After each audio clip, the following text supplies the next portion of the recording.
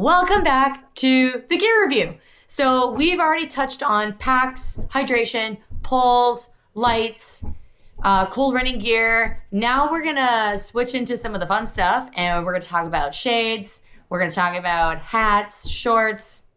You know what? Let's just get to it. Why am I explaining? Let's start off with something simple as hats. So this one is Patagonia, but I've had this, I think, since 2018. So you buy any hat for 20 bucks, 30 bucks, whatever it may be, as long as it's comfortable, suits what you need it for, makes you look super cool, because I like this one. It does make me look kind of cool. But what I also like about it is having the mesh back, because my head gets really hot. So I always err on the side of caution of do what's good for you and what works for you, because some people don't like the mesh on the back. But I like having protection from the sun, just because being out there for very long, when you're doing these 100-mile efforts and beyond, even 50Ks, if they're really exposed, you want coverage from the sun. When it comes to being in the mountains or doing these very, very long races, I err on the side of caution, and I actually go for more of a sun hat. So this is Outdoor Research. What I like about this one is it basically protects you from the wind, from the sun, because you're going to be in a lot of exposed portions. The higher you go up, the less there's going to be in terms of coverage. So you're going to be fully exposed. So with this, it was great when it was really windy, because especially being in the desert, you're going to be having sand and all that debris that's kind of just lying around, going to be ripping into your face. So this was great for just kind of keeping that protection around your neck, around your face. And it does have some mesh on the sides. So big fan of that, because it is more of a breathable hat than just having something that's fully covered and just going to be making you sweat a lot and just keeping you really, really hot. So this is going to keep me really, really cool. So when it comes to shirts, I just like to pick something really lightweight. This is lightweight and very light in terms of color. I really liked it. It's from a company called Odlo. Never heard of them before, but really, really like these. In terms of the shorts, when it comes to doing 100-mile races, I do like wearing the biker style shorts. These are a pair from Lululemon that I got a couple years ago, and they've gotten me through a couple 100-mile races actually. But these are, I believe they're a 5-inch seam, so a bit on the longer side, but I like these for, 50Ks, 100-mile races. They're not really that bad because, they stay in place and they do their job. So when it comes to longer efforts, I do channel my inner Courtney Dauwalter, and I go for more of a longer short style. I don't go full Courtney and wear basketball style shorts, but I do wear a short that has a little bit more flow to it. And they are a short that has the undershort in them as well. What I like about these ones, these are from Odlo as well. The undershort is very, very loose. It's not compression, because I find with these longer races, you don't want anything that's compression. You want something that's just going to move with you and kind of hold your body, in a way that makes you feel the most comfortable. And with 200, 300-mile races, I find compression, honestly, sometimes just makes me feel very uncomfortable. So what I liked about these is actually mesh underneath. So the under layer was just nice, cool, nothing that really felt like I was just saturated in sweat and water. When it comes to protection from the sun, you can get, I have a pair, I have a long sleeve, and it's basically like a UV sun shirt, but I do prefer arm sleeves because more versatile and easier to use, I think. So when I start, with a lot of these, harder races or harder training runs, I do typically like to use arm sleeves, because what's nice about these is you get that protection from the sun. But another thing that I like about them in particular, and I don't buy compressive ones. Again, I don't like compression, but with these, you have full coverage. But another thing that I like to do, especially in races that are really hot, is I'll actually use these and throw in ice. So I'll throw in ice on my upper arm, on my forearm, because it'll keep me nice and cool. Protects you from the sun, like I said.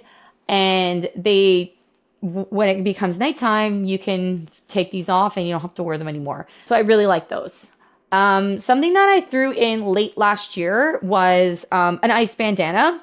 So I got this off Amazon for 20 bucks, and it's from that Aonaji company. I apologize, I can't pronounce it. But what I like about this is basically there's a side where, right here, where you've got a hole to throw in all the ice, and it sits all along the line of the actual bandana.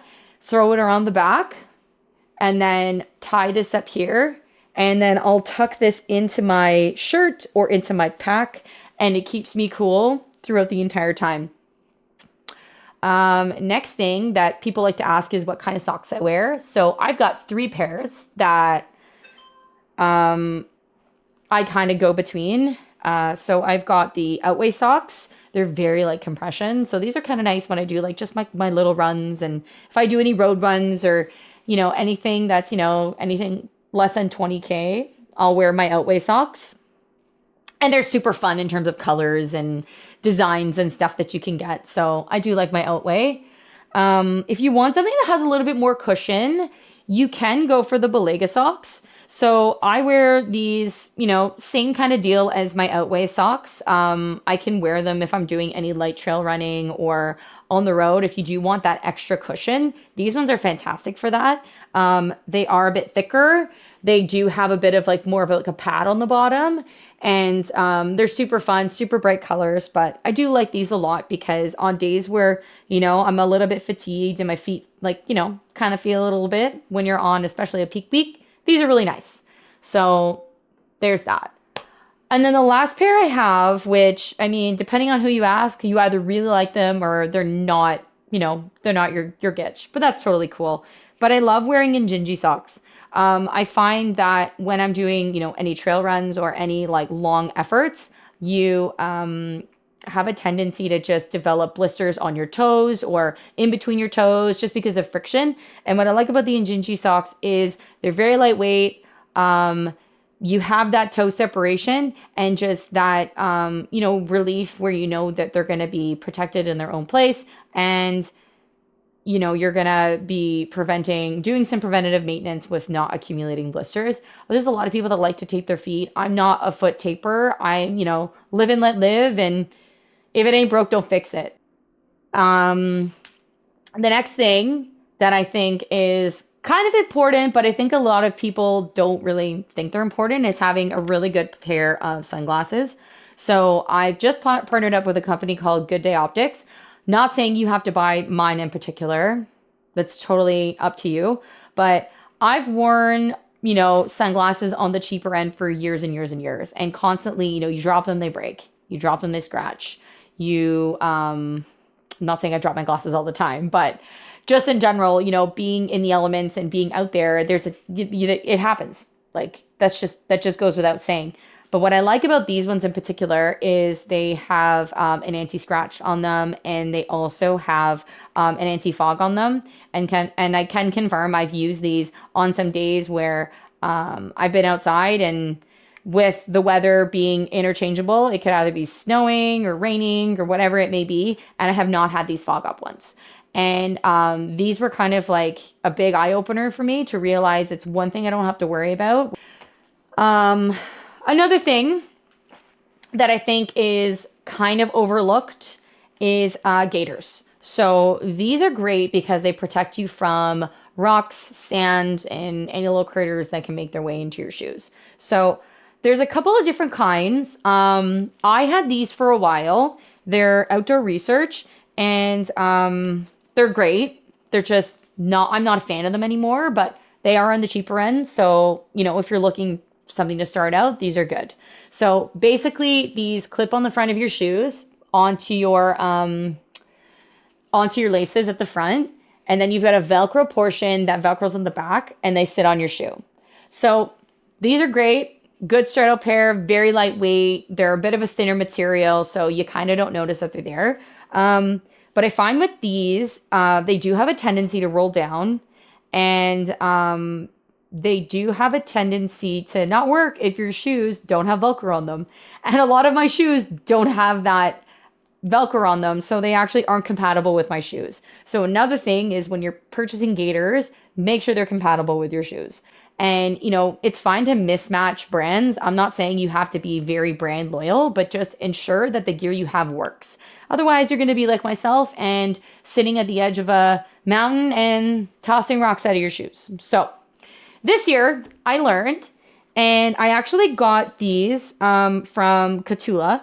So these are a nice gaiter. I think they're called the Renegators. And what I like about these is they cinch at the top. So you can actually make them tight or a little bit loose, depending on how you like them to fit. And then there's a zipper on the side, so you can actually put them on your shoes.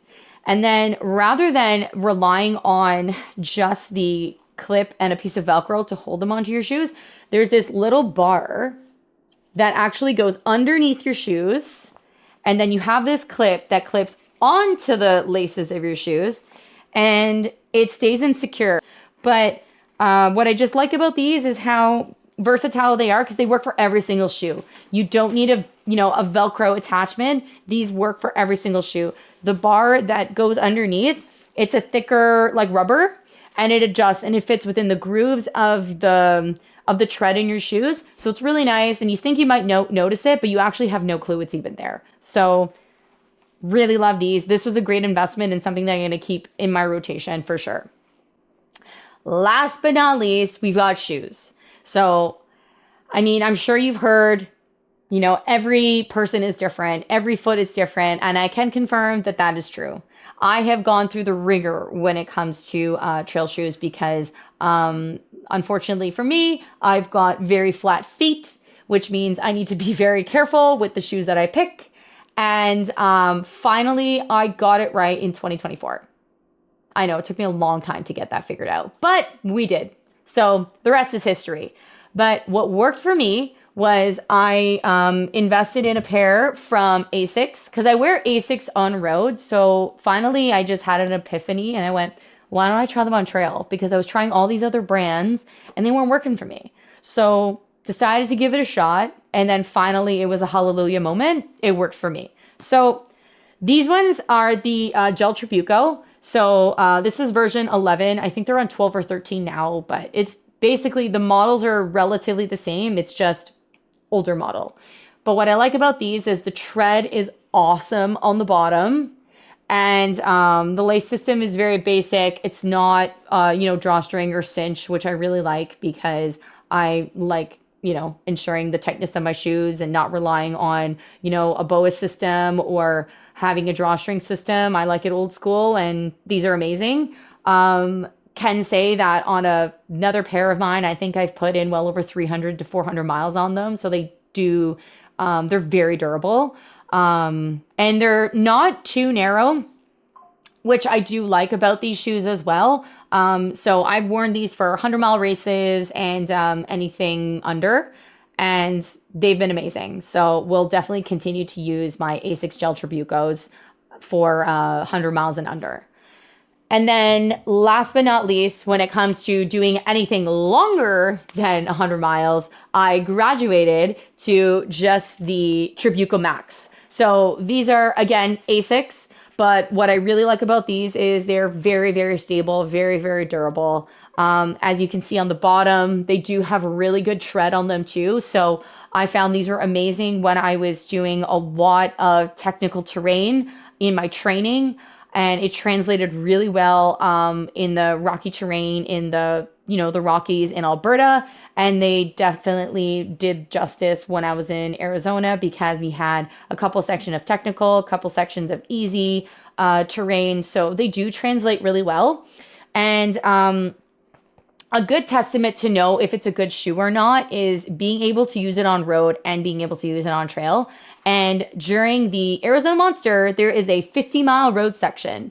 And I did not change my shoes. I kept these on the whole time. And aside from having one or two blisters, those were the two blisters I accumulated. That was all I got.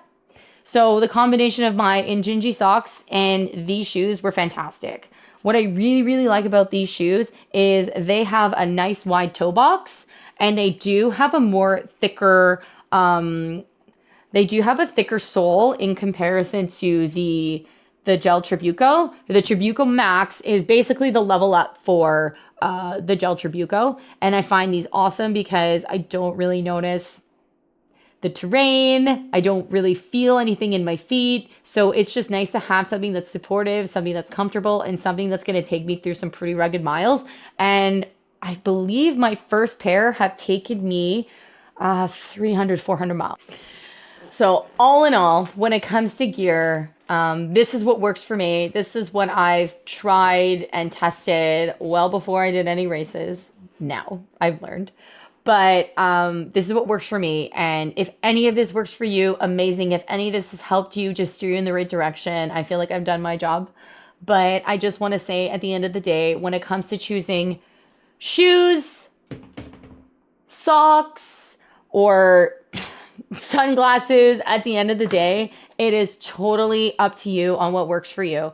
And, you know, if I'm going to leave you here with anything today, it is try and try and try. I've gone through so many different pieces of gear to find out what works for me. And, you know, at the end of the day, like, you really need to find what works for you, what's going to be the best for you to set yourself up for success. I've said it a million times and I will say it again, because at the end of the day, we all want, you know, to cross that finish line or to finish a training session feeling amazing. And, you know, training is one thing, but gear is just going to take you that much further. It's going to actually make you a better athlete because it's not going to limit you. If you have a pair of shoes that you've bought for the cheap and, you know, you didn't really put any research or thought into what is going to work for you, that might limit you down the road. It might not limit you right now. It might not affect you right now, but couple training sessions or race day, like, you don't want to take those chances. You want to be so sure of what you have, and you want to be so sure on what you're using, because that's what's going to get you to the finish line. And that's what's going to get those really awesome, you know, PBs, whether it be in terms of like time, just race or distance, whatever it is going to get you there. I just want you to be really conscious of what you use. And I just hope that this really helped you, because I didn't have this when I was starting out. So if this helps one person, I've done my job. Thank you guys for sticking around. And I've got a couple more videos to show you in terms of like what I use for nutrition, recovery, and all the things. So stay tuned, and thanks for watching. Like and subscribe. Bye.